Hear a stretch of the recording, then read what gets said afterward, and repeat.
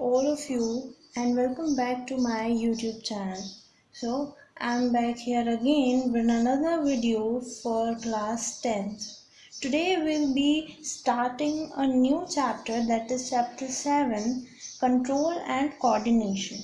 Before that, do like, share and subscribe our channel. If done, do press the bell icon for more updates.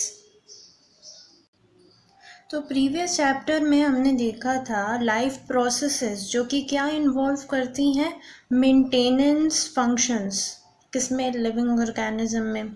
और वहाँ पर हमने एक notion पढ़ा था कि कोई भी चीज़ जो चल रही है, जिसका मोशन हो रहा है, वो क्या कहेंगे, उसको हम अलाइव है। तो कुछ मूवमेंट्स ऐसे होते हैं इसमें कि जो किसकी वजह से होते हैं, ग्रोथ की वजह से। जैसे कि हम प्लांट की बात करें तो जब एक सीड जर्मिनेट होता है और ग्रो करता है तो सबसे पहले वो क्या बनता है, सीडलिंग, जो कि कुछ दिनों में ही बड़ा सा एक प्लांट का फॉर्म ले लेता है। अब जब वो सीडलिंग होता है तो क्या होता है कि हमने एक सीड को सॉइल में रखा, अब सॉइल के अंदर रखा उसको, तो वो जब ग्रो करेगा, जब उसके अंदर ग्रोथ देखी जाएगी तो वो क्या करेगा कि सॉइल को पुश करेगा और अपने आप को और जर्मिनेट करेगा, बाहर आएगा। तो ये जो मूवमेंट यहाँ पर हो रहा है वो किसकी वजह से हो रहा है, रिजल्ट ऑफ ग्रोथ, यानी ग्रोथ की वजह से हो रहा है। वहीं अगर हम बात करते हैं दूसरे मूवमेंट की, जैसे कि एक कैट है वो भाग रही है, चिल्ड्रन जो है वो खेल रहे हैं, और बफेलो जो कि नॉर्मल हिंदी में हम कहेंगे कि जुगाली कर रही है, या च्यूइंग कर्ड। तो ये सब ऐसे मूवमेंट्स हैं जो कि ग्रोथ की वजह से नहीं होते। तो यहाँ पर जो मूवमेंट्स अभी हमने देखे थे, अगर इनको हम गौर से देखें तो ये मूवमेंट क्या है, एक रिस्पॉन्स है किसके प्रति, change in the environment. These are the responses towards the change in the environment of an organism. For example अभी हमने बात की कैट की जो कि भाग रही है। अब वो क्यों भाग रही है कि मे बी उसने एक माउस को देखा हो अभी, और हमने और एग्जाम्पल लिए जैसे कि प्लांट है वो ग्रो कर रहा है, पर ग्रो कर रहा है किसकी हेल्प से, सन की वजह से। सनशाइन जो होती है उसकी तरफ वो ग्रो करता है। चिल्ड्रन है वो खेल रहे हैं, क्यों, क्योंकि they are getting pleasure and fun. Buffalo जो है वो कर्ड को च्यूई कर रही है, तो क्यों, क्योंकि जो टफ फूड है उसके अंदर वो उसको डाइजेस्ट कर सके बेटर। अब ये कुछ चीज़ें ऐसी हैं, मूवमेंट ऐसी हैं जो किसके रिस्पॉन्ड में होती है, इन्वायरमेंट के रिस्पॉन्ड में। अब अपेरेंट हम बात करें इन्वायरमेंट के रिस्पॉन्स की, तो ये जो मूवमेंट हो रहा है ये बहुत ही ज़्यादा कैसा होता है, कंट्रोल्ड होता है। और कंट्रोल्ड क्यों, क्योंकि अगेन यहाँ पर एक चेंज हो रहा है, एक पर्टिकुलर टाइप का चेंज हो रहा है। कहाँ हो रहा है, इन्वायरमेंट के अंदर, जो कि एक एप्रोप्रिएट रिस्पॉन्स को प्रोड्यूस करता है, जिससे वो चीज़ें, वो मूवमेंट होती हैं। फॉर एग्जांपल अगेन मैं लूँगी कि क्लास में कुछ बच्चे बैठे हैं और वो बात करें तो वहाँ पे वो चिल्लाएंगे नहीं, वो विस्पर करेंगे, धीरे धीरे कहेंगे एक दूसरे के कान में। तो यहाँ पर एक ट्रिगर एक्शन एक्टिवेट होता है किसके थ्रू, एनवायरनमेंट के थ्रू, कि जैसा एनवायरनमेंट है उनका उसके अकॉर्डिंग ही वो वैसे रिस्पॉन्ड करेंगे, वैसे ही मूवमेंट करेंगे अपना। तो ये जो मूवमेंट हो रहे हैं ये किस पे डिपेंड होते हैं, हमारे कंट्रोल्ड एक्शंस पे, ठीक है। और इनको, इन मूवमेंट को रिस्पॉन्स करने के लिए एक पर्टिकुलर सिस्टम चाहिए जो कि अच्छे से इसकी तरफ रिस्पॉन्ड करे। तो क्योंकि हम ह्यूमन बॉडी ऑर्गेनाइजेशन को देखें तो ये हम लोग क्या है, मल्टी सेलुलर ऑर्गेनिज्म, और हमारे अंदर क्या पाए जाते हैं, स्पेशलाइज्ड टिश्यूज़, ताकि अच्छे से हर चीज़ को हम पर्टिकुलर फंक्शनिंग अलग होती रहे उसका, जिससे कि वो प्रॉपर एक्टिविटी देते रहे। और इस वजह से यहाँ पर ये जो कंट्रोल एंड कोऑर्डिनेशन, जो मूवमेंट्स का हो रहा है उसके लिए अलग से ही एक क्या होता है कि एक सिस्टम होता है, ठीक है। तो एनिमल्स के अंदर अगर हम बात करें तो इस सिस्टम को हम क्या कहते हैं, nervous system. So such control and coordination are provided by nervous and muscular tissues. Nervous and muscular tissues. So for example हम लेते हैं कि हमने किसी हॉट चीज़ को, गर्म चीज़ को टच किया तो हमारे अंदर एक अर्ग अपने आप आएगी और एक रिएक्शन होगा कि हम उस पर से अपना हाथ हटा लें। तो ऐसे ही कुछ इन्फॉर्मेशन होती है जो कि इन्वायरमेंट से डिटेक्ट की जाती है और किससे, कुछ स्पेशलाइज्ड टिप्स होते हैं नर्वस सेल्स के, उनसे। तो these are the receptors usually located in our sense organ, जैसे कि इनर ईयर में, नोज़ के अंदर, टंग और सो ऑन। यहाँ पर हम अगर बात करें तो एक रिसेप्टर्स आते हैं जिनको हम कहते हैं गस्टेटरी रिसेप्टर्स, जो कि टेस्ट को डिटेक्ट करते हैं, माउथ के अंदर प्रेजेंट होता है। वैसे ही ऑल्फैक्टरी रिसेप्टर आते हैं जो कि स्मेल को डिटेक्ट करते हैं, वो हमारी नोज़ के अंदर प्रेजेंट होते हैं। तो जो इन्फॉर्मेशन हमें गेन हुई वो कहाँ पर जाके एक्वायर होती है, at the end of dendritic tip of nerve cell. अब ये टिप कहाँ होती है, ये है एक नर्व का डायग्राम। यहाँ पर ये जो इसके टिप्स हैं, these are the dendritic tips. तो यहाँ पर इंफॉर्मेशन आके एक्वायर करती है और फिर फर्दर उसका सर्कुलेशन होता है। तो sets of chemical reaction that creates an electrical impulse. और ये जो सर्कुलेशन हो रहा है यहाँ पर मैसेज का जो भी है, इसको हम क्या कह सकते हैं कि एक इलेक्ट्रिकल इम्पल्स जनरेट होती है यहाँ से, और केमिकल रिएक्शंस के थ्रू होते हुए ये फर्दर आगे प्रोसीड करती है। These impulse travel from dendrite to the cell body. यहाँ पर this is known as the cell body. So dendrite tip से उठकर ये कहाँ जाती है, cell body, along the axon to its end. किसके अलोंग, एक्सॉन के अलोंग। So these are the dendrite tips, this is the axon end cell body. सबसे पहले इंफॉर्मेशन आके कहाँ, रिसेप्टर पे, यहाँ पर आएगी, देन थ्रू एक्सॉन वो जाएगी सेल बॉडी में। At the end of the axon the electrical impulse sets off the release of some chemicals. जैसे ही वो यहाँ पर एक्सॉन पे आएगी तो कुछ केमिकल्स जो हैं वो क्या होंगे, जनरेट होंगे। फिर उसके बाद में जो केमिकल है और गैप क्रॉस द गैप और synapse and start a similar electrical impulse in the dendrite of the next neuron। अब होता क्या है कि ये तो है एक न्यूरॉन, ठीक है। ऐसे ही बहुत सारे न्यूरॉन्स की चेन बनी होती है। तो जस्ट अब्जम्पशन करेंगे हम कि ऐसा ही एक न्यूरॉन इसके आगे भी है, तो वो क्या करेगा, जैसे ही इसको मैसेज मिला उसने एक्सॉन के थ्रू सेल बॉडी में किया, फिर यहाँ पर एक गैप प्रेजेंट होगा, यहाँ पे again this dendrite trip present होगी, वो उसको मैसेज देगी और फिर दूसरे न्यूरॉन तक जाएगा और ऐसे ही साइकिल चलती रहेगी टिल इट एंड्स, ठीक है। These is a general scheme how nervous impulse travel in our body. ये एक जनरल स्कीम थी जिसके थ्रू नर्व इम्पल्स जो हैं वो क्या करती हैं, ट्रैवल करती हैं। और similar synapse finally allow delivery of such impulse from neurons to other cells such as muscle cells और ग्लैंड। उसके अकॉर्डिंग ही जो मैसेज इनको मिला है वो उससे क्या होगा, मसल सेल्स तक पहुंचाएंगी, जो भी ग्लैंड है उससे तक, और तब वो मसल का मूवमेंट होगा, वो ग्लैंड कुछ सीक्रीट कर रही होगी तो वो उसे बंद करेगी, अगर उसको कुछ सीक्रीशन करना होगा तो वो स्टार्ट करेगी। सो यहाँ पर हमने देखा कि नर्वस टिश्यू जो कि एक बहुत ही ऑर्गेनाइज्ड नेटवर्क है, किसका, नर्व सेल का और न्यूरॉन्स का।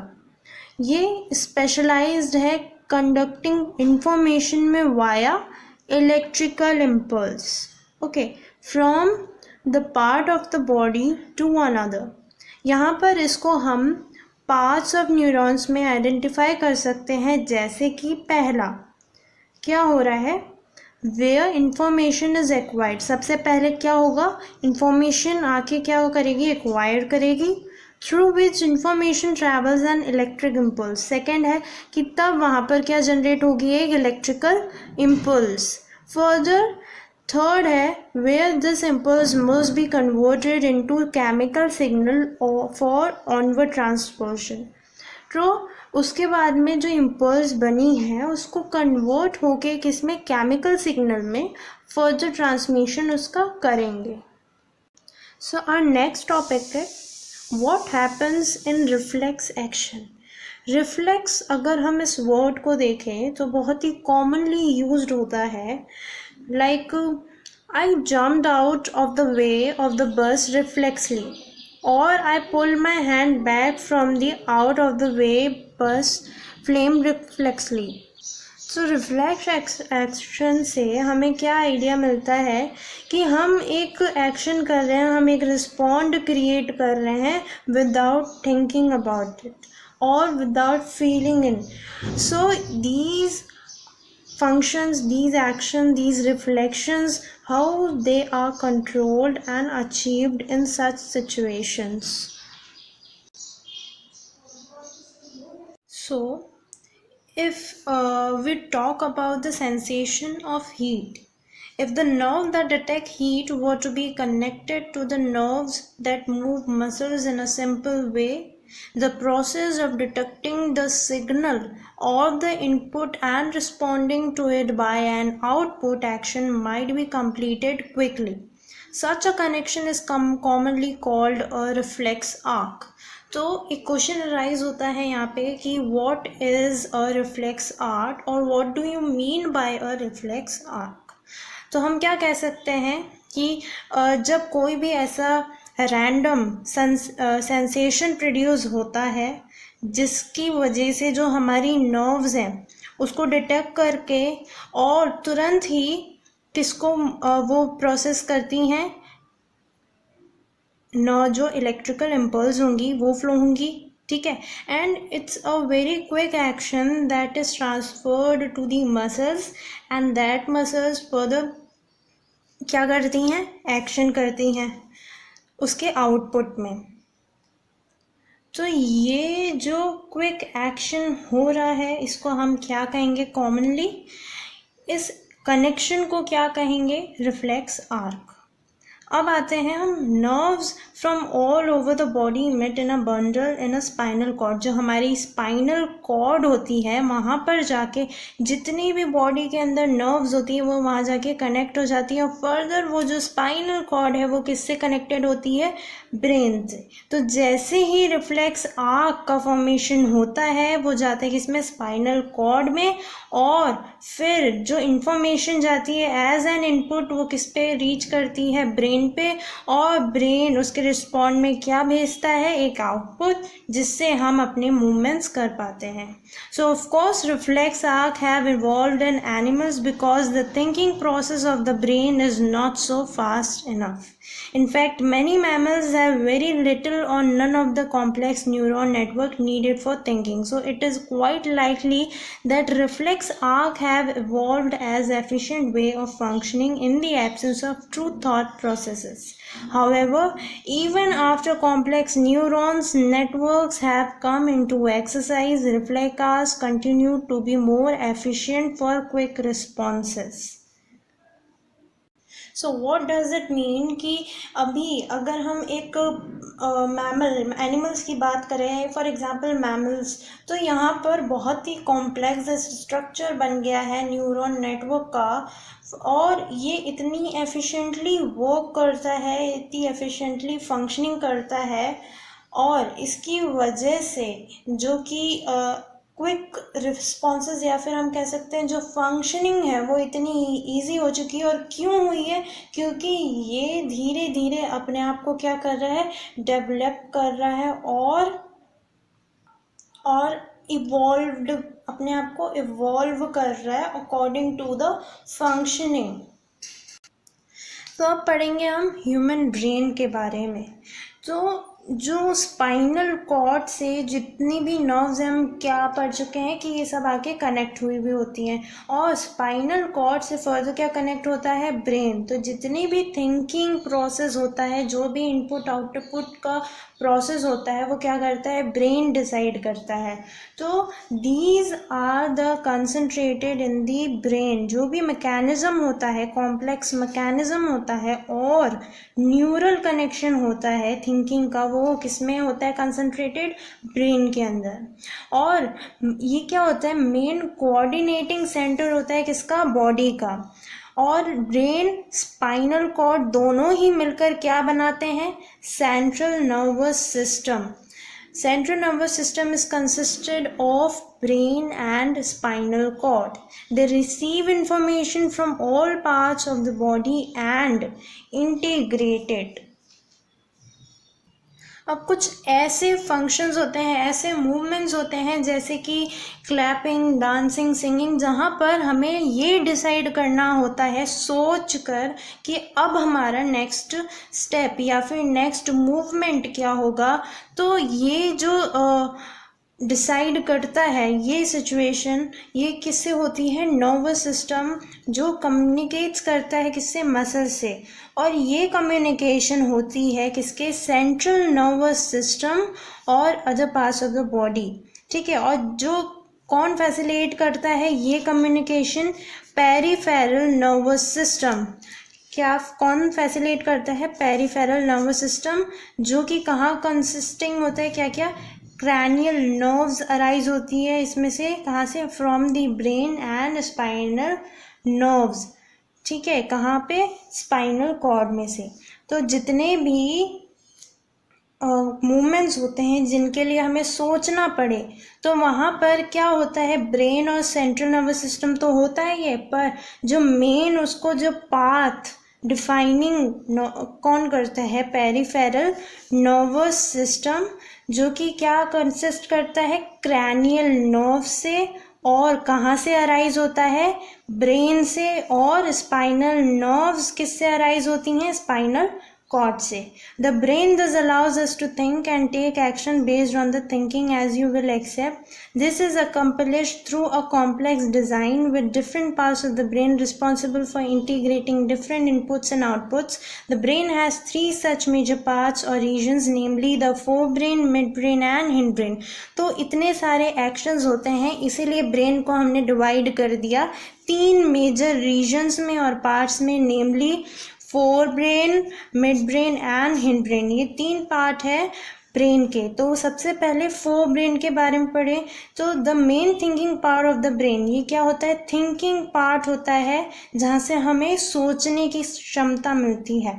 It has region which receive sensory impulse from various receptor. यहाँ पर क्या, हम सेंसरी इम्पल्स का रिसेप्टर यानी कि मिलते हैं, रिसीव करते हैं। Separate area of the fore brain are specialized for hearing, smell, sight and so on। यहाँ पर अब सेंसेस काम करते हैं हमारे, for example hearing, smell, sight and so on। There are separate areas of association where the sensory information is interpreted by putting it together with information from other receptor as well with information that is already stored in the brain। अब यहाँ पर एक particular separate area बना होता है, कहाँ, fore brain के अंदर, जहाँ पर एक तो इन्फॉर्मेशन जो हमें मिली और उसके साथ में जो अलग अलग सेंसेस से हमें उसी इन्फॉर्मेशन के बारे में बता रही है वो इन्फॉर्मेशन, और जो ऑलरेडी स्टोर्ड है ब्रेन के अंदर वो इन्फॉर्मेशन कलेक्ट होती है। So a decision is made about how to respond and the information is passed on the motor areas which control the movement of voluntary muscle. For example, our leg muscles. However, certain sensations are distinct from seeing or hearing. For example, how do we know that we have eaten enough? The sensation of feeling full is because of a central association with hunger, which is a separate part of the forebrain। यहाँ पर जितने भी decision making responses हैं, information है, motor areas में जाकर कौन control करता है, किसके फोरब्रेन के अंदर, और कौन से एक्शंस मूवमेंट्स होते हैं, वॉलेंट्री मसल्स के एक्शंस। अब यहाँ पर ब्रेन हम देख सकते हैं, this is a forebrain, this is a mid brain and this is the hind brain portion of our brain. So let us look at the other use of the word reflex that we have talked about in the introduction में हमने word reflex के बारे में पढ़ा था कि कोई भी ऐसे एक्शंस जो अचानक हो रहे हैं, रैंडम एक्शंस हम या तो कह सकते हैं, तो our mouth waters when we see food we like without our meaning to.